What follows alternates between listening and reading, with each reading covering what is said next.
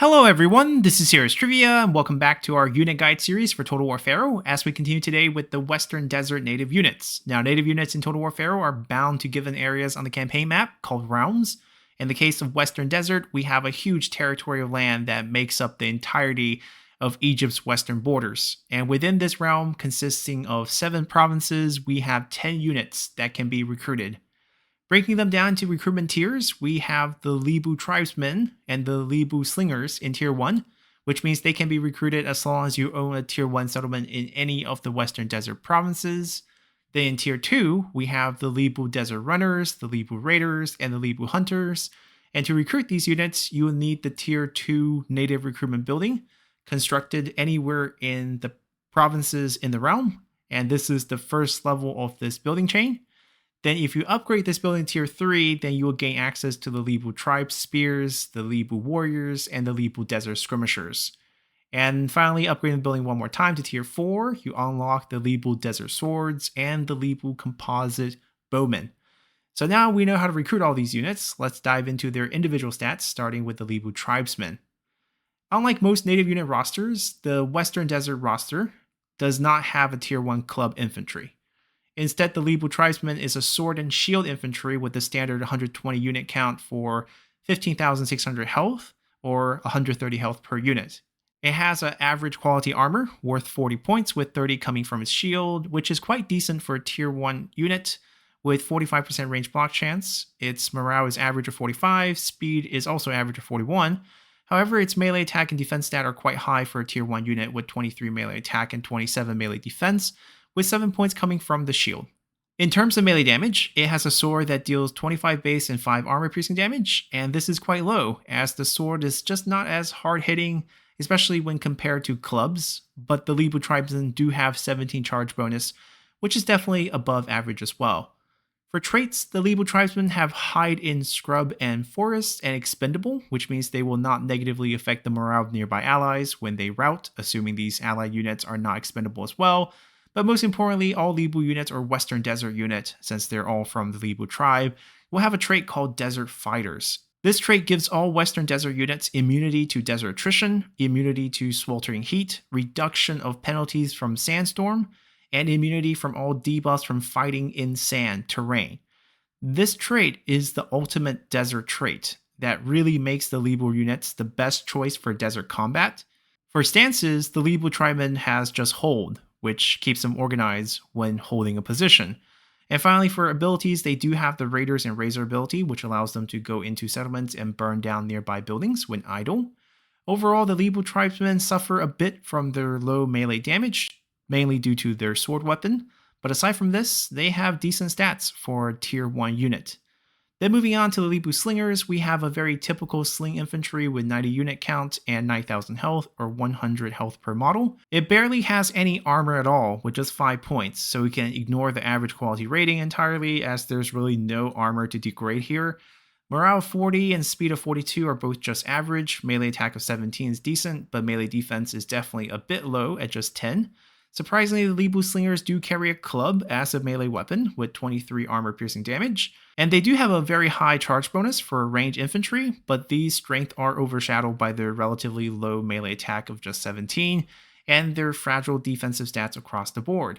For range stats, they have a standard slinger setup with 32 ammo at 210 range, the missile damage is low with 15 base and 2 armor piercing, and accuracy is poor at just 8, and reload time is pretty normal at 6.3 seconds.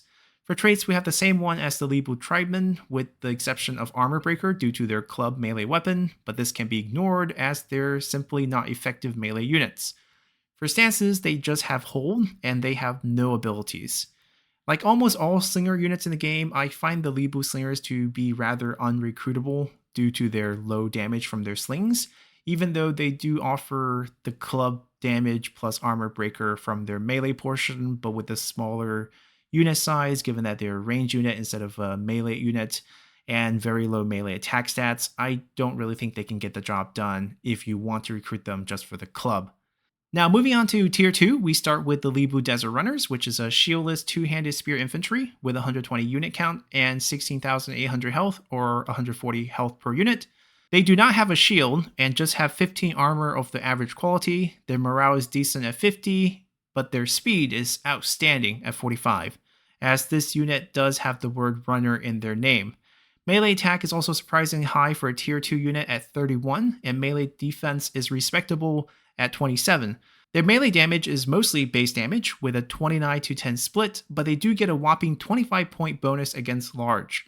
Charge bonus is also insane for melee infantry at 30, which essentially makes the Libu Desert Runners the chariot killers, as their bonus damage against large can help their melee attack get up to almost 90 points against chariot units, while their 45 speed can help close that gap with chariot units, especially after they're done with their initial charge and are stuck in your other infantry units. For traits, the Libu Desert Runner have Hide in Scrub and Forest, Desert Fighter, and a new passive ability called Sand Scorpions, which gives unit with this ability full stock during a sandstorm. Combine this with their high speed and high charge bonus, these units can be quite scary in a sandstorm, as the stock ability also shores up their weakness against range. Lastly, they have the Spear Brace stance, which gives them a charge reflect when braced. This can be combined with the Sand Scorpion to have invisible spear brace lines that can surprise enemies without exposing them to enemy range harassment. Overall, the Libu Desert Runners are a great unit that specializes in charging down enemies and fighting in sandstorms. Their spear weapon typically isn't that great unless you're fighting chariots, so that does hold them back a bit. However, this is not a problem for our next unit in the Libu Raiders, who is very similar to the Libu Desert Runner, except they use a two-handed club instead. So right off the bat, the biggest difference is going to be the melee damage distribution, as the two-handed club, much like the one-handed club, will have all its damage as armor piercing at 41 points. This damage is supported with a sky-high 35 melee attack. Melee defense is going to be weaker at just 21, and charge bonus is also going to be a little bit less at 34. But this is made up in part with a small projectile that the Libu Raiders can throw out during the charge.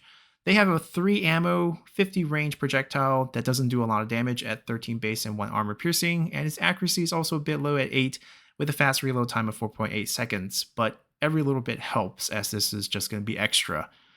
Essentially, the Libu Raiders are going to play a very similar role as the Libu Desert Runners, with the exception that they're better against armored infantry with their high armor piercing damage and high melee attack and armor breaker trait as well from having a club weapon.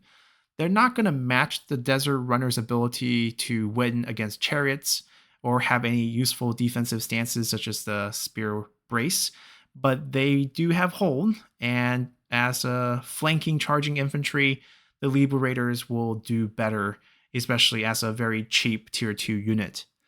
Then for our last tier 2 unit, we have the Libu Hunters, which is going to be your standard bow infantry with 90 unit count and 9,900 health or 110 health per unit. They're going to have an average quality armor of just 10 points, morale is fine at 45, speed is decent at 42. Unsurprisingly, the melee attack and defense are going to be weak at 22 and 11 points, as this is going to be your ranged unit. Shockingly, their weapon is a one-handed axe, which means they will have 17 base and 17 armor piercing damage, and 5 point bonus against shield. This is a tremendous weapon, and a rarity on ranged units. On top of this, they also have 17 charge bonus, which is also quite high for bow infantry, and more reflective of their axe weapon. For range stats, they have the normal 20 ammo, 150 range, 23 base damage, 6 armor piercing damage, and 6.3 second reload time. Accuracy is only at 9, which is slightly below average if you consider 10 to be sort of the baseline, at least for the better standard bow units. And for traits, we have the standard Libu ones with Hide in Scrub and Forest, Desert Fighters, and Sand Scorpions. For stances, they only have Hold. Now overall, the Libu Hunters are still a weak unit, as the lower tier bow infantries just don't stand out enough in the game to justify being recruited, as you'd much rather have a tier 2 melee infantry that has an axe or a club instead of them. And even with the one-handed axe as their melee weapon here, I don't think the Libu Hunters are worth recruiting due to their average range stats and weak melee stats. Because if you like the axe, just get an axe infantry instead. Now moving on to tier 3 units, we start out with the Libu Tribesmen, which is a spear and shield infantry. It has 120 units, 18,000 health or 150 health per unit. They have low armor at just 55 points with 30 coming from their shield, and this is expected because of their desert specialization. They're not going to wear a lot of extra armor. The armor quality is good. The shield offers 45% range block chance. Morale is solid at 55. Speed is not bad for a frontline spear unit at 41. And melee attack and defense are both solid at 31, 37 respectively. Their spear has the standard damage of 31 base and 6 armor piercing with 22 bonus against large. Lastly, their charge bonus is only at 11, which once again is expected since they're supposed to operate as a frontline defender that doesn't move much or charge. For traits, they have Hide and Scrub and Forest, Desert Fighters, and Sand Scorpions. Lastly, for stances, they have the Spear Wall, which will boost their range block chance by 25% to 70 and give them Charge Reflect on top of that.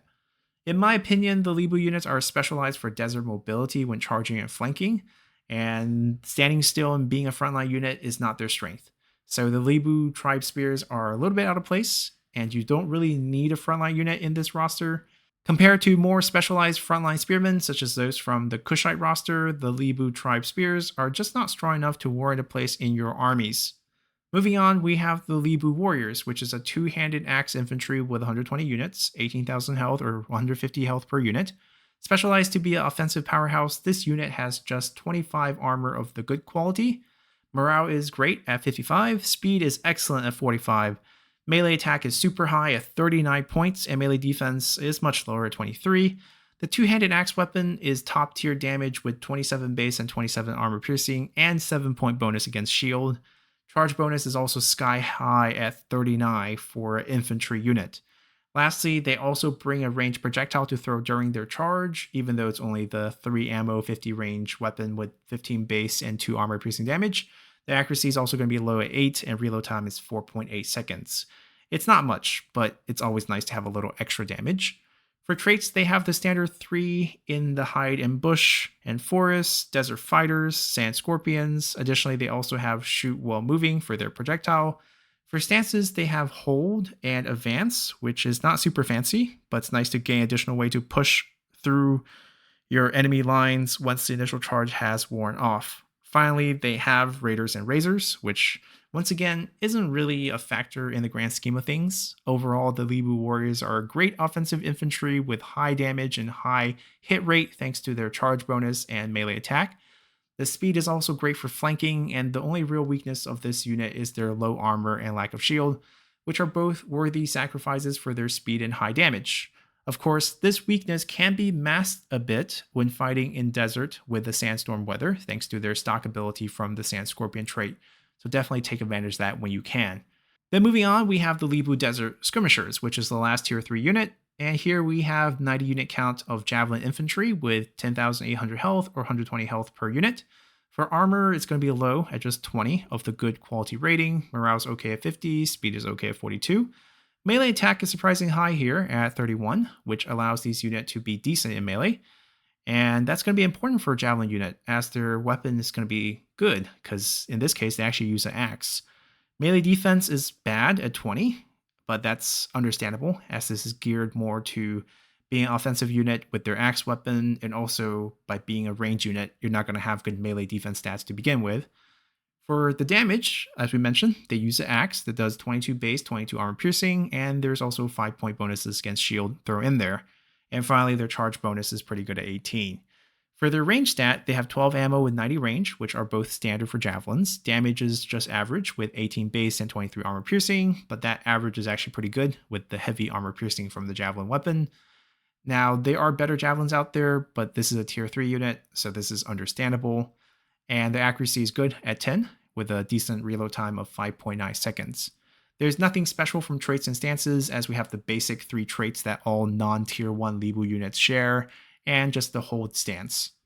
Now moving on to tier 4, we start with the Libu Desert Swords, which is a sword and shield infantry with the 120 units, 19,200 health or 160 health per unit. Their armor is low at 55 points with 30 from shield, but their armor rating is excellent, which is the highest armor rating quality in the game.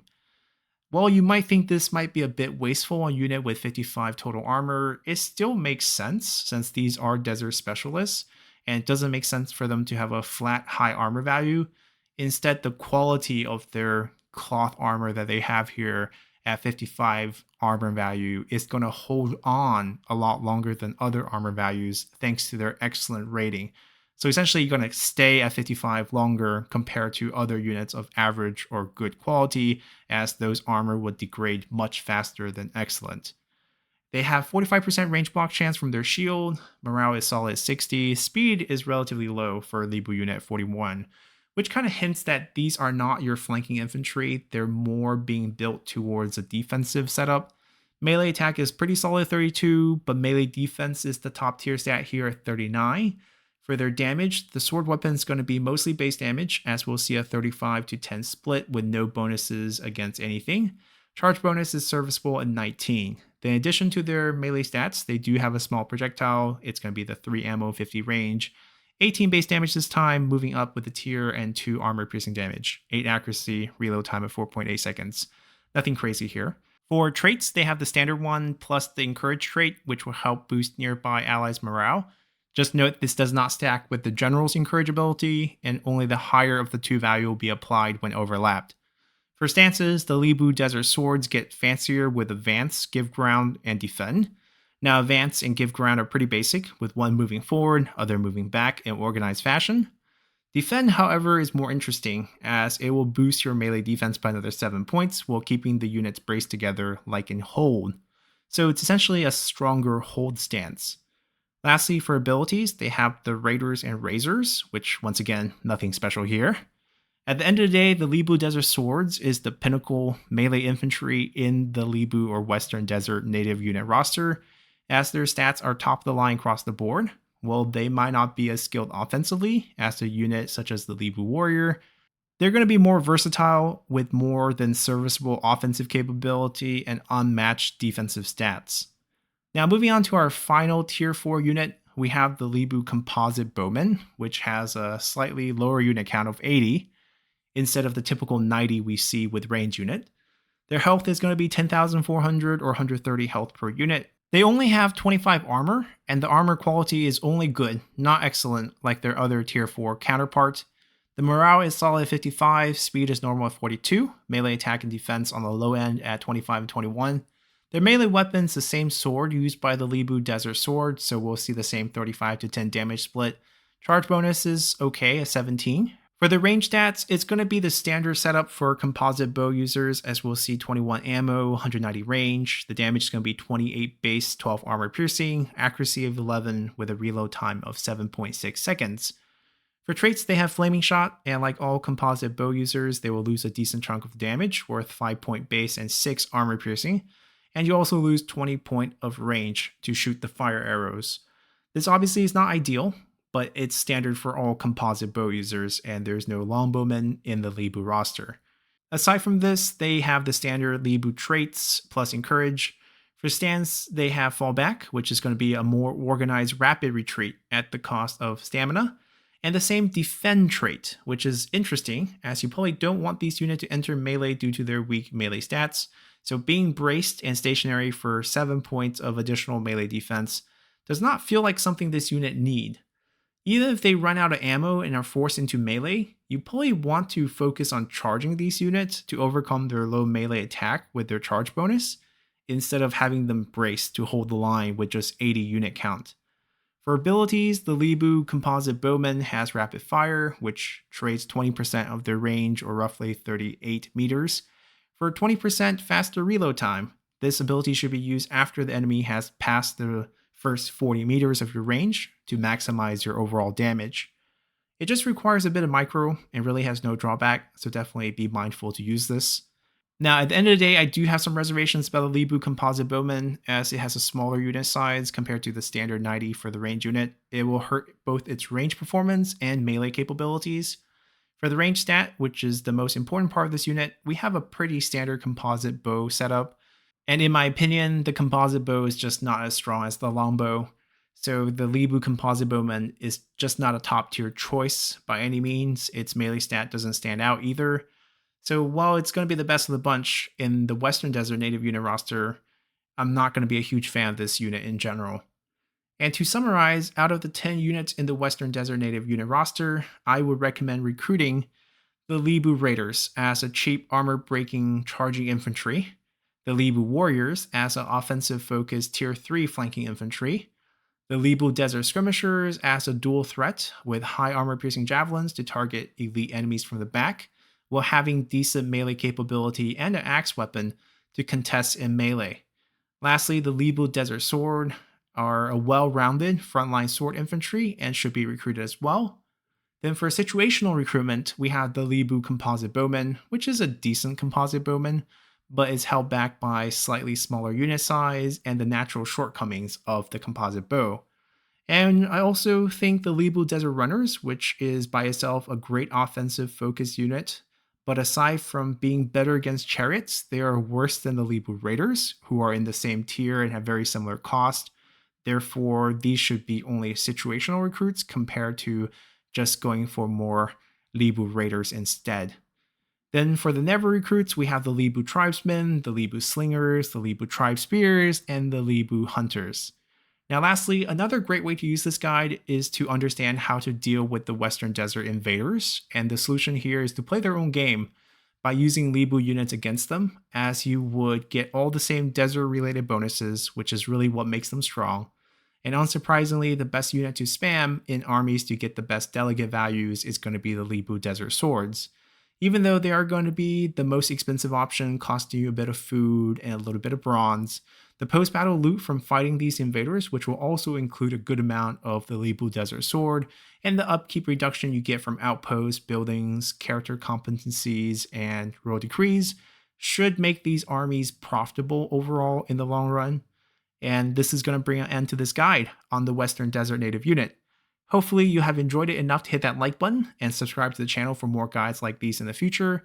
Now looking ahead, our next few unit guides will be faction unique unit guides, as we have now covered enough native unit rosters to give the spotlight to Mes and Talsret, who will be using these native rosters that we covered.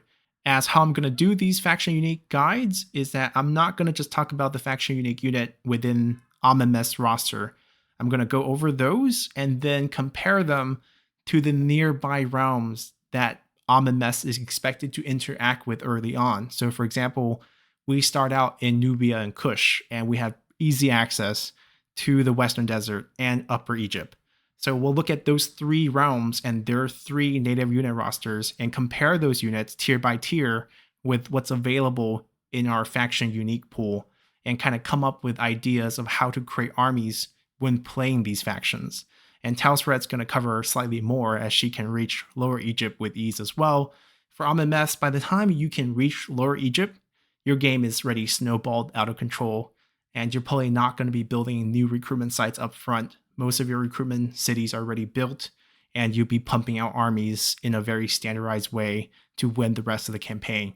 So that's kind of how I'm going to do it with these unit guides. Cover the realms, and then once we have the realms done to the point where we can talk about a certain faction and their faction unique unit, then we'll pop in and do a few of the factions, and then go back to native rosters such as the Sinai area or the Ret Drew area. And then once we get those done, we can talk about Ramses, we can talk about Seti, and then we'll move up to Anatolia, and then we'll talk about the Canaanite factions, and finally, of course, the Hittite factions, as we'll wrap up with all the units in Total War Pharaoh. So until then, bye.